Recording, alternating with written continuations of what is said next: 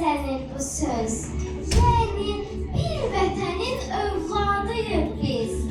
Anamız eynidir, qardaşıq demək.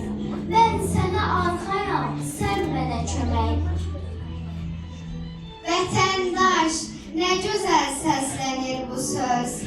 Yəni iki canda bir ürəyik biz. Gülsüzük, biz heç. Sən də, mən də tək.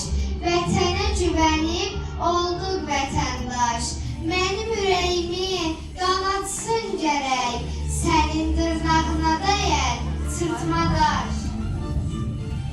Vətəndaş, nə gözəl səslənir bu söz. Yəni bir iqlimdə bölünmüşük. Sənin də, mənim də, hümdən vətən. Sənə də anadır, mənə də ana. Sən də cavabdehsən, mən də hər zaman vahid anamızın xoşbəxtliyinə. Vətəndaş, nə gözəl səslənir bu söz. Yəni bir qaynaqdan su içmişik biz. O su qəlbimizdə coşdu, qaynadı. Eyni bir an ilə tanıtdı bizi. Vətənin ünvanı, vətənin adı bizə xatırlatdı vəzifəmizi.